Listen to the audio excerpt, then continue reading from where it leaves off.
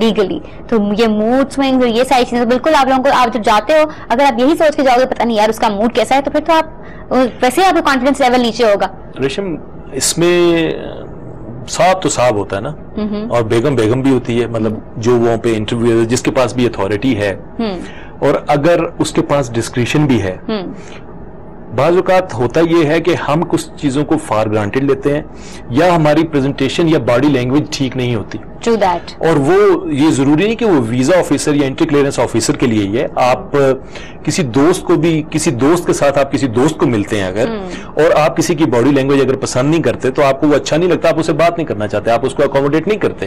سو اس طرف ٹینشن لینے کی ضرورت ہی نہیں ہوتی. لیکن بیسیکلی دیر سم پیپل جو کہ انڈر کانفیڈنٹ چلے جاتے ہیں, ڈر کے مارے کے پتہ نہیں کیا ہوگا, اور کچھ لوگ اوور کانفیڈنٹ ہو کے جاتے ہیں کہ جی مجھے تو ویزا ملنا ہی ملنا ہے, جو مرضی ہو. میں اسی طرف آنا چاہتا تھا. لوگ جو ہے نا منسٹر کو نہیں خاطر میں لائیں گے, پرائم منسٹر کو خاطر میں نہیں لائیں گے, کمشنر کو نہیں لائیں گے, پولیس آفیسر کو خاطر میں نہیں لائیں گے, لیکن ان کو اگر پتا چلے گا کہ ہم نے ویزا کے انٹرویو کے لیے ایمبیسی میں جانا ہے, تو وہ شاید 7 دن ان کو نیند نہیں آتی.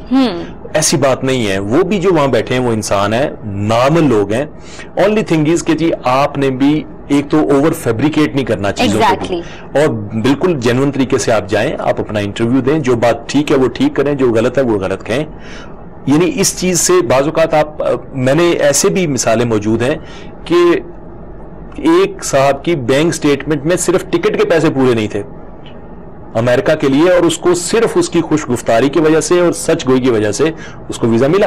اچھا, اس کا مطلب ہے یہ ہے there is something behind it when they say it depends on the visa interviewers. بالکل ایسا ہی ہوتا ہے, بالکل ایسا ہی ہوتا ہے. تو وہی جو ہم کہہ رہے ہیں پوائنٹ بیسکلی یہ ہے کہ بی یور سیلف, صرف اسی کیس میں نہیں لگتا, یہ ہر زندگی کے ہر اسٹیج میں, ہر اسپیئر آف لائف میں لگتا ہے کہ جب when you talk to someone and you're being yourself, تو اگلے بندے کو ویسے آپ سے positive vibes ملتی ہیں, and the person would want to be with you and see what you're all about. Very true, very true.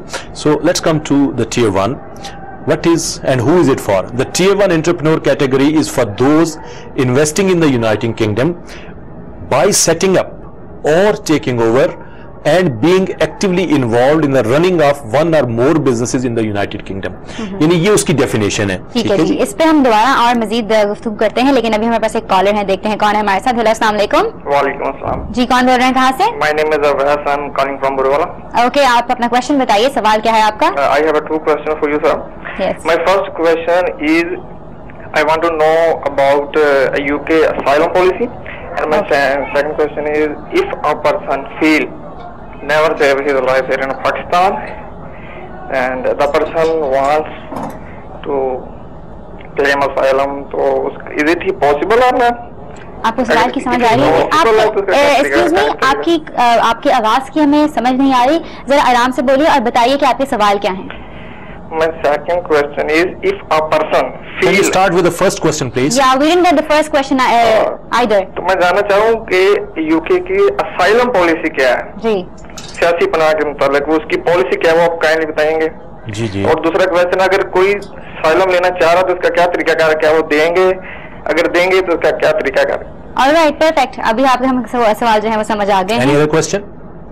No sir, thank you. Okay, thank you so much for calling, and now we got his question straight کہ asylum کے بارے میں اس لیے وہ پوچھنا چاہ رہے ہیں, and we've talked about asylum a few times, but I think انہوں نے پوچھا ہے, so it will be... asylum جو ہے اس کو کہا جاتا ہے سیاسی پناہ. سیاسی پناہ میں بہت ساری وجوہات شامل ہو سکتی ہیں,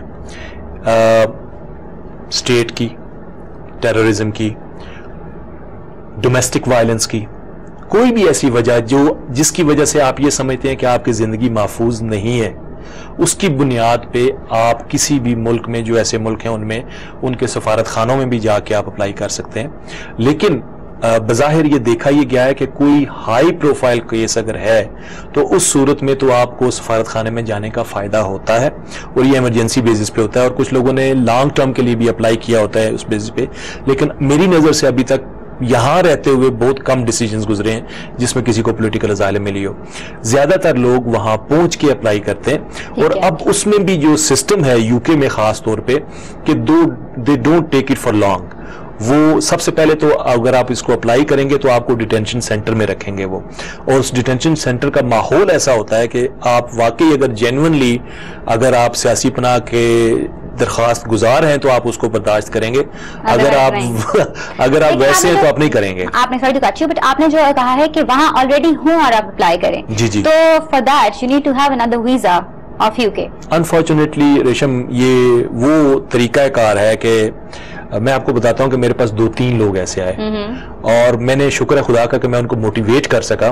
ان کی جو یعنی انٹینشن تھی نا وہ یہ تھی کہ آپ ہمیں یہاں سے وہاں پہ انگلینڈ جانے کے لیے, وہ بزنس مین تھے, اور آپ مجھے وہاں پہ بھجوا دیں, وہاں جا کے میں نے اپلائی کرنا ہے اور میں نے پولیٹیکل اسائلم لے لینا ہے.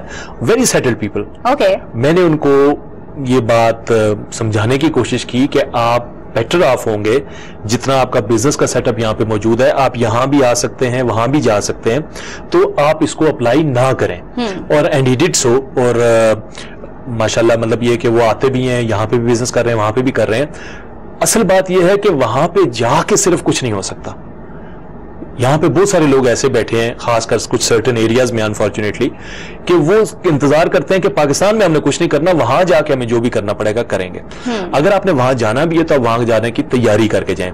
جیسے اب یہ جو نالج آف انگلش ٹیسٹ جو امپلیمنٹ ہوا وہ اسی وجہ سے ہوا کہ جو لوگ وہاں جاتے تھے ان پہ برٹش گورنمنٹ کو بہت سارے ایکسپینسز کرنے پڑتے تھے اس شامل کرنے کے لیے سوسائٹی میں.